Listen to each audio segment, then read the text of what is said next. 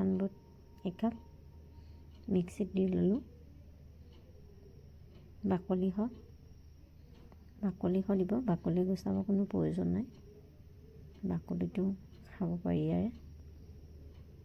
1 বাটি শুকান বুট, লগতে 1 কাপ গাখীৰ জোখৰ দিলে হ'ল, জোখতকৈ বেছি দিব নালাগে। চিটিকৈ গোটেই পৰি যোৱা চান্সটো থাকে, গতিকে এইখিনি জোখৰ দিলেই হৈ যাব, ইয়াতকৈ বেছি দিব প্ৰয়োজন নাই। 2টা খেজুৰ, মই মিঠা কমকৈ খাওঁ সেইকাৰণে 2টা দিলোঁ। আপোনালোকে মিঠাটো চাই ল'ব, যদি ভাল পায় বেছিকৈ দিব, 1 বা 2টা আৰু যোগ কৰি দিব পাৰে। ইয়াৰ পৰা গুটিটো উলিয়াই দিলোঁ, গুটিটো উলিয়াই দিব লাগিব।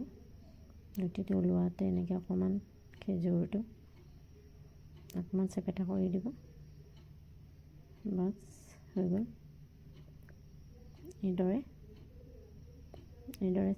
এইদৰে দিলোঁ,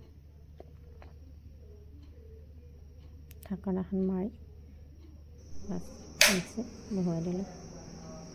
মিক্সিটো ষ্টাৰ্ট দিলোঁ, হৈ গ'ল। এতিয়া হ'লে আৰু গোটা হ'ল, অকণমান গাখীৰ দিব লাগিব। গাখীৰটো হোৱাৰ পাছত এনেদৰে মিক্স কৰি দিব। ইয়াতে গৰম গাখীৰ ব্যৱহাৰ কৰিছোঁ, আপোনালোকে ঠাণ্ডা ব্যৱহাৰ কৰিব পাৰে।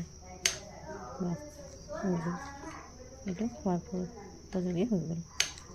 চাওকচোন কি ধুনীয়া, এইদৰে আপোনালোকেও বনাই খাব পাৰে।